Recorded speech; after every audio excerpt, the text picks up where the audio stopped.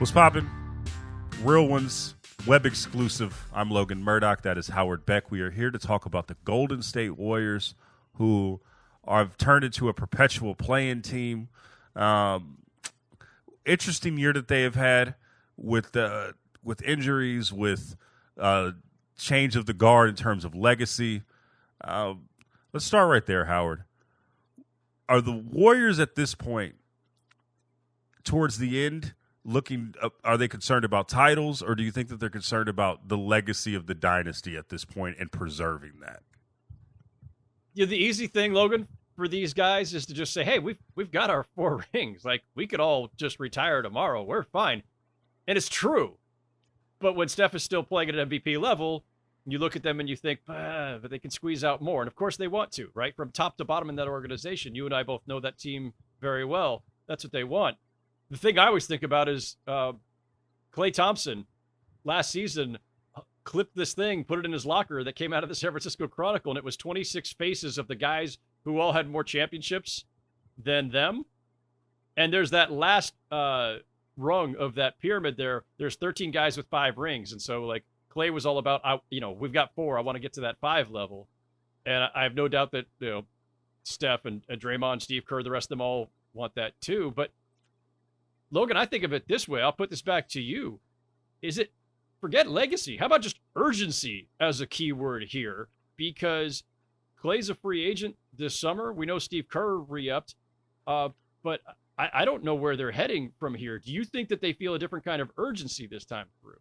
Well, I think that they're, I think that they're balancing 2 different goals and achievements. One is trying to win a title, and the other is trying to win a title with the guys that are the establishing guys of Steve Kerr, Steph Curry, Draymond Green, and Klay Thompson. Those are the last remnants of the dynasty, and if they want to win a title, they have said publicly that they want to win a title together. Now, I don't know how much that's going to factor into off-season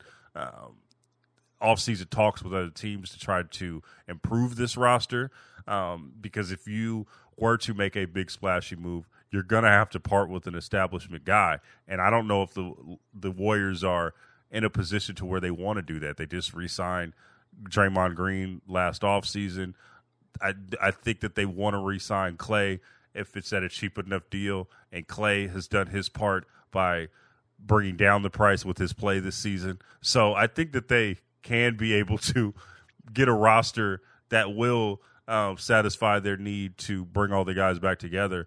I just don't know if they are going to be in a position to where their roster is going to be even good enough to make a deep playoff run, let alone even win a title. I don't think that they are young and spry enough with this core group to be able to do that. So those are the things that they're trying to balance: winning the title, but also winning the title with the guys that they came in with, and that's a really hard thing to do. All right, we're the real ones on this show, so let's be real. We're being real.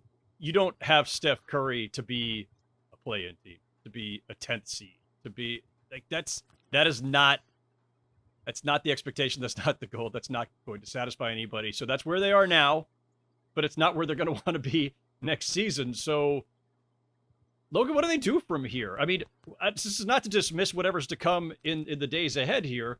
But when you start to look ahead and say, well, how do they get back to being at least a top 4 seed in a very difficult, challenging Western Conference? Like, what can they possibly do in the offseason to refortify around Steph? And is it still Steph and Draymond? Is it still Steph, Draymond, and Klay? They've got this, like, the highest payroll in the league. It's not like they have a ton of flexibility. Like, where do they even go from here? Well, it's interesting. I mean, Karl Anthony Towns is out there for the taking in the trade market. They do need a front court person.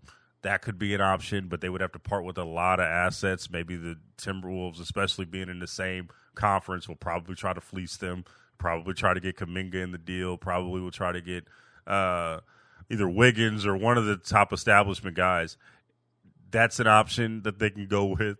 There are other trades that you can make to try to fortify your front court that maybe we don't even know is on the horizon, but they got to get, if they're going to want to compete specifically in a Western Conference with Jokic, they are going to have to fortify their front court, and it can't just be Trace Jackson, Davis or Kevon Looney, who has been a stud for most of his career, but he's starting to feel father time catching up with him at this point. So they need to fortify that front court, and also they need to get a little bit more athletic on the wings and have a little bit more defensive prowess on that wing.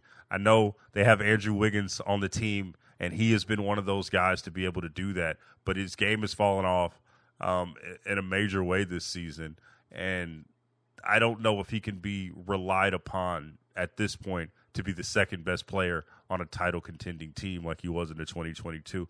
So there's a lot of things that need to be figured out on that front. But first things first, they need to figure out how to fortify their front court at this point and get bigger. The good news, yeah, and the good news for them, Logan, is they've got clarity about a timeline, right? Steph's got 2 years left, and Steve Kerr signed an extension that matches Steph. You know what you're working with. You've got a 2-year window. You can, whether it's contract-wise or just personnel, like you can look at everything through that lens. You've got some clarity on how to do this. And I think, look, the good news is Kuminga did have kind of a revelatory kind of season, right? He finally broke out. And Pods and Trace Jackson-Davis, like some of the young guys have blossomed. And like, can they blossom enough, quickly enough? Are their ceilings high enough that's going to do it? Or are they just intriguing enough to be the lure for somebody else in a trade to get more veteran help? And you've also got Chris Paul turning 39 in May, lest we forget, and he's got a non-guaranteed $30 million for next season. And Chris Paul's been pretty valuable when he's been healthy and playing for them. So like, I just, they're still straddling that age line of the older core and the young guys. I've said many times, if Andrew Wiggins had just been the Wiggins who helped them win a championship in 2022, this whole season, the last 2 seasons would look very, very different. But I think it's past time waiting for him to return to that level. And if he's not going to, maybe they should be moving on from him this summer. I'm going to do the question. Logan, can I do the question? Let's do the question, Howard. I feel like it's that time. Are the Warriors real or fake? Howard, everybody in the universe knows the answer to that. They are real fake going into this postseason. I don't see them winning. They can talk themselves into if we play Team A or Team B, we can make some noise and we can maybe go on a run. But nothing suggests that they can do that this season. They have been so inconsistent with their play. We haven't even talked about the Draymond suspensions and how that derailed this season. This is a team that is pretty rudderless and has to figure out what the identity that they are going to be going forward, and they have not figured that out. So I'm going to say fake. There are a lot of better teams to watch.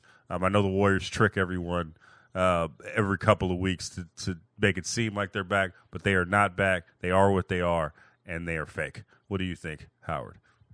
You called them real fake. I think we could invert it and call them also fake real, right? They've got they've got the facade of being real because they have Steph and all those rings and the guys who got them those rings. But yeah, I mean, it's hard to believe in the end that suddenly you're going to snap to attention in the postseason and make a deep run when you've been this all over the map all year. But we know what they're capable of, right? We know they could get out of the play-in and maybe pull an upset in a first-round series. It's not out of the question, especially because some of those teams at the top of the standings in the West are young and don't have the playoff experience. Like maybe the experience tips the scales as it did with the Warriors against the Kings a year ago, but even still, they squeaked that one out in 7 games. So yeah, in the end, as much as it pains me to say it, fake, I do not expect we're going to see some sort of Warriors renaissance.